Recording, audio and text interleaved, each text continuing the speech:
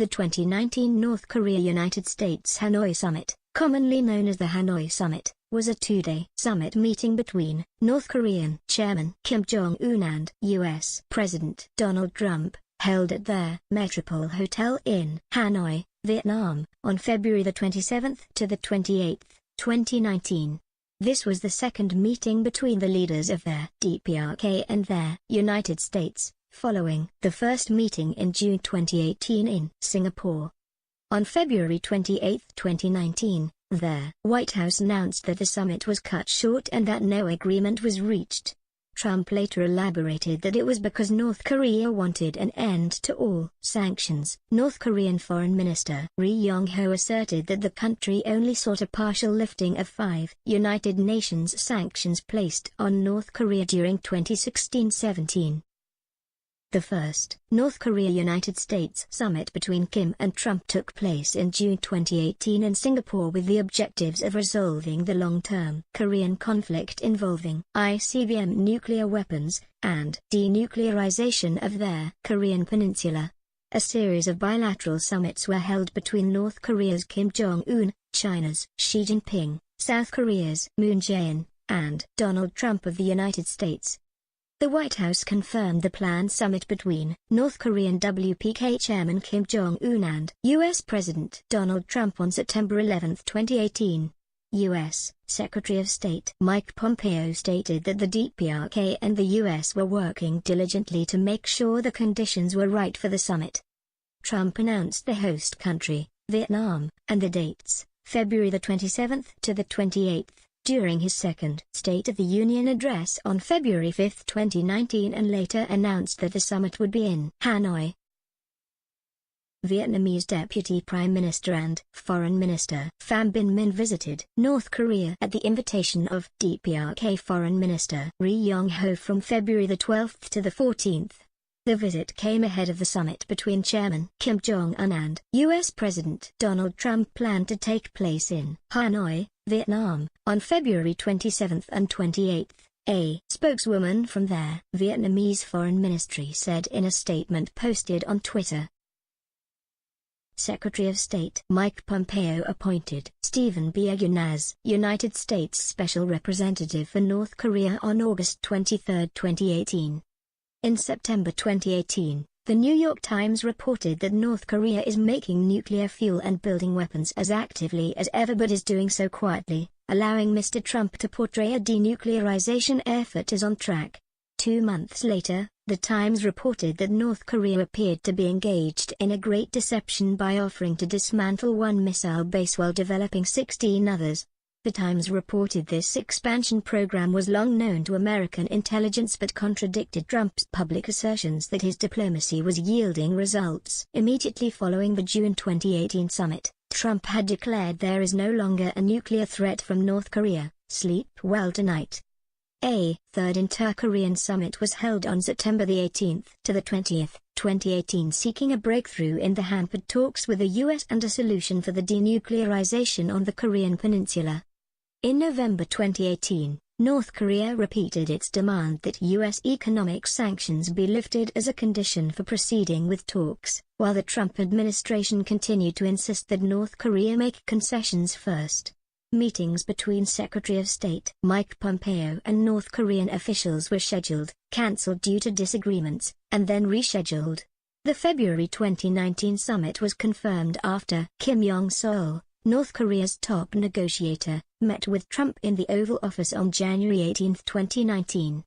In the days leading up to the summit, Trump said that former President Barack Obama had been on the verge of going to war with North Korea, and had told Trump so during the transition, suggesting that Trump had pulled the U.S. back from the brink of war. Former Obama aides denied these claims. Trump also suggested that he deserves their Nobel Peace Prize for his diplomacy with North Korea, with the U.S. informally asking Japan to nominate Trump, according to Japanese newspaper Asahi Shimbun, which Shinzo Abe did according to the newspaper, but Abe did not confirm or deny the reports, as it has been tradition to keep nominations confidential. noting that one of North Korea's primary objectives is to replace their Korean Armistice Agreement with a peace treaty to formally end their Korean War. Scott Snyder, the senior fellow for Korea Studies at their Council on Foreign Relations, observed, "What I worry about is the president may want the peace more than the denuclearization. Only of the big worries that people have is that somehow the president is going to trade the alliance for the prospect of a Nobel Peace Prize." Top American intelligence officials testified to Congress in January 2019 that it was unlikely North Korea would fully dismantle its nuclear arsenal, and Trump National Security Advisor John Bolton continued to believe North Korea could not be trusted and denuclearization efforts would fail. Trump has asserted that North Korea's pause of weapons testing since the Singapore summit was a sign of progress, but Bruce Klingner of their Heritage Foundation said there had been longer testing pauses during previous administrations. Going into the summit, wide gaps persisted between the two countries, including exactly what denuclearization means. In January, Pyongyang had repeated the official American stance was that sanctions on North Korea would not be lifted until the country had fully denuclearized. On January 31, 2019, Pyongyang indicated that American negotiators might not demand that North Korea provide a full inventory of its nuclear and missile programs as a first step toward denuclearization, a demand that North Korea had been resisting. On October 7, 2018, Pompeo traveled to Pyongyang to negotiate the second summit between President Trump and Chairman Kim. Pompeo later met with Moon in Seoul to inform him of the upcoming summit. On January 8, 2019, Kim Jong-un met with Chinese leader Xi Jinping to consult with him on the possibility of the Kim-Trump summit in Vietnam. On January 18, 2019, the White House announced that President Trump and North Korean Chairman Kim Jong-un would meet for the second time in February. On February 5, 2019, Trump announced during his State of the Union address that the summit would take place on February the 27th to the 28th in Vietnam. On February 16, 2019, Reuters reported that Kim would arrive in Vietnam on February 25 ahead of the summit. Kim Jong-un departed from Pyongyang on February 23, according to images released by their KCNA news agency. The exact itinerary was kept secret. The 4,500 kilometers (2,800 miles) trip took about 60 hours.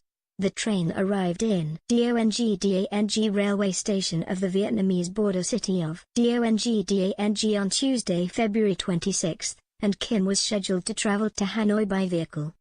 Some experts analyzed the reason for long train trip instead of swift air travel. Kim Jong-un opts to follow his grandfather Kim Il-sung's footsteps in 1958 to Vietnam by using the train through a long journey. Regarding the release from Bloomberg and the South Korean newspaper Monhulbo anticipated the location of the second Trump-Kim summit as Vietnam's capital city, Hanoi, because Vietnam is a long-standing partner of DPRK, and there is also an excellent foreign relationship between Vietnam and the U.S. During the 2019 State of the Union address, President Trump announced Vietnam as the host of the second meeting between the two leaders. There was a list of several cities that were considered potential to host this event. It includes government-direct administered cities, Hanoi, Da Nang, Ho Chi Minh City and some other places like Ha Long, Nha Trang, Phu Quoc. However, Hanoi was said to be the best candidate for many reasons, such as being presented with the title City for Peace by the UNESCO, being the capital of Vietnam, and being a favorable place for Vietnamese leaders to meet DPRK leaders and USA leaders. It was reported that when the city in Vietnam was still being discussed, the main contenders were Hanoi, favored by North Korea because it has its embassy there, and Da Nang, favored by the United States because their 2017 APEC Vietnam summit was held there. On February 8, 2019, President Trump confirmed that Hanoi was to host the summit meeting. DPRK officials had repeatedly investigated the government guest house and their Sofitel legend Metropole Hanoi, Hanoi's first international hotel. The summit was held at Sofitel legend Metropole Hotel in Hanoi. President Trump met Vietnamese President and General Secretary Nguyen Phu Trong around at 11:42 a.m. local time. They watched the Vietnamese airline executives sign a series of business deals with U.S. companies. Some examples of contracts were that Vietjet Aviation JSC announced it would acquire 100 Boeing 737 MAX aircraft, and also signed an agreement to purchase SFEM International LEAP engines and maintenance services from General Electric. Bamboo Airways signed a deal to buy 10 Boeing 787-9 aircraft. President Trump also had a meeting with Vietnamese Prime Minister Nguyen Xuan Phuc on February 27. At Hanoi's Metropole Hotel, Trump and Kim had a one-on-one meeting for 30 minutes on Wednesday evening. They started the summit at 6:30 p.m. local time, 6:30 a.m. Eastern Standard Time, with a handshake and then participated in a one-on-one meeting, with interpreters only.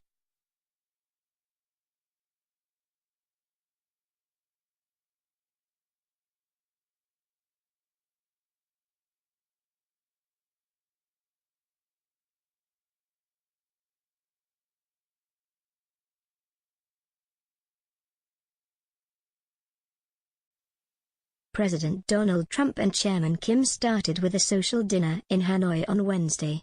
There were a few key attendees at the dinner. Seated at the round table were U.S. Secretary of State Mike Pompeo and Acting Chief of Staff Mick Mulvaney, DPRK Vice Chairman Kim Yong-sol, and Minister of Foreign Affairs Ri Yong-ho. President Trump assured North Korea a tremendous future for your country in his initial comments with Chairman Kim.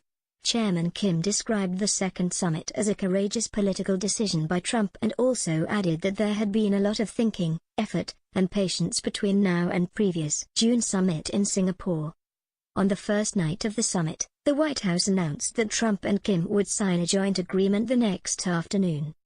During the one-on-one meeting in Hanoi, Kim was asked by a reporter if he would consider opening a U.S. liaison office in Pyongyang. Kim initially hesitated to answer the question and asked Trump to excuse the press from the summit room, but Trump urged Kim to answer the question, to which he responded through an interpreter that the idea was welcomable. Trump acknowledged the response as a positive one. After that, another reporter asked if Kim was willing to shut down his nuclear program, to which he responded, "If I'm not willing to do that, I wouldn't be here right now." The leaders then went into a closed-room meeting. However, the planned working lunch between Trump and Kim was cancelled, as well as the potential joint signing ceremony. After preliminary negotiations between Trump and Kim went over a period of time, White House Press Secretary Sarah Sanders told reporters waiting to cover the lunch that it had been called off.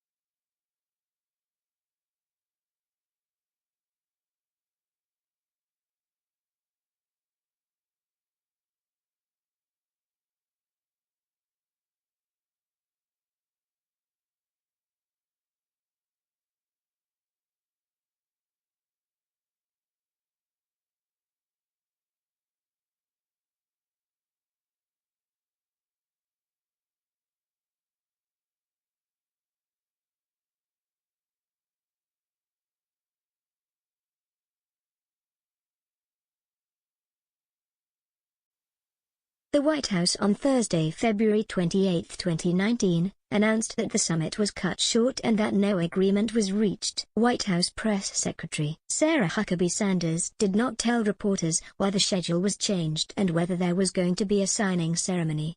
This unexpected turn of events caused stocks on their South Korea Stock Exchange to fall.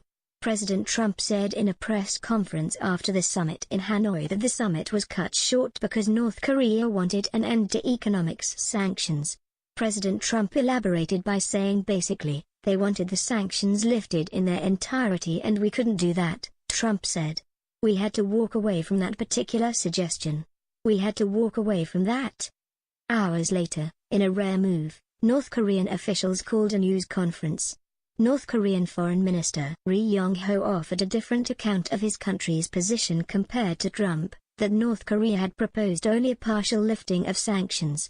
Of a total of 11 United Nations sanctions, Ri stated that North Korea wanted 5 sanctions originally imposed in 2016 and 2017 lifted.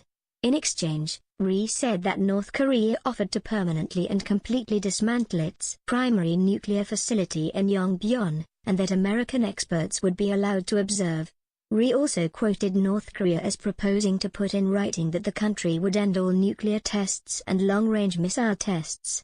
Ri continued that the North Koreans saw that no agreement could be made after the United States demanded one further measure in addition to destroying the Yongbyon nuclear facility.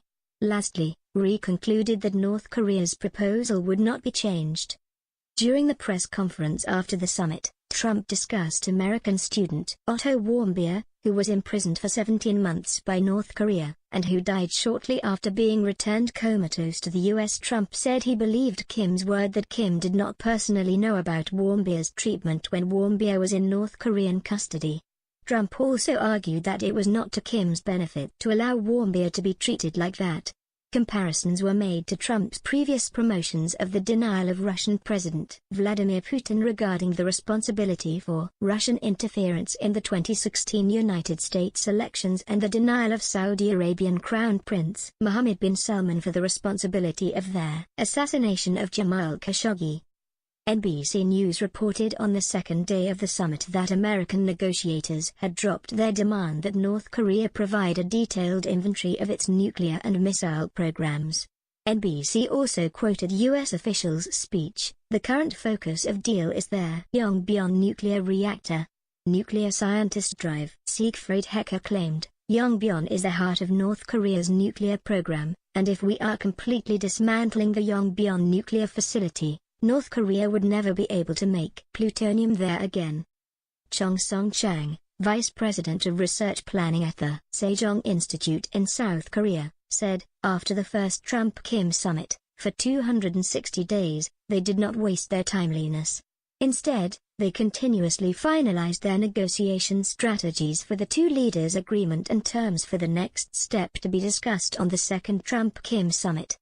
BBC News believed that DPRK Supreme Leader Kim Jong-un could potentially learn from Vietnam's social, political and economic history during the second Trump-Kim summit. While the country has strict rules against political liberalization, it is fairly lax in their social, religious, and economic guidelines. Citizens were able to travel to neighboring countries often. Vietnam also pursued multi-front foreign policies so they would not be dependent on just one economy and built modern systems for banking and finance. According to the BBC, the DPRK can also learn from Vietnam's mistakes in the past regarding managing their natural resources and handling political unrest. The BBC believes these are some cases the DPRK could learn from Vietnam's practice to help them in improving their economy by attracting foreign investors and developing close relations with other countries. It is also assumed by the BBC that Vietnam's economic reform is a better pattern for the DPRK to follow than China's. Al Jazeera assumed that the impact of China on the second Trump-Kim summit would be significant. The relationship between China and North Korea is centered on mutual benefit, but it differs from mutual trust. Australian Professor Carlisle Thayer claimed China and the DPRK are of the corresponding inclination after Kim's 4 visits to China, and it indicates some kind of coordination. China believes that it is impossible for North Korea to abruptly destroy nuclear missiles. However, it is hoped that North Korea's nuclear missile program will be shut down gradually, as economic sanctions against North Korea will be eased. Andrew Kim, former head of the CIA's Korea Mission Center, believes in Supreme Leader Kim's genuine desire to achieve denuclearization and get a concession from the United States.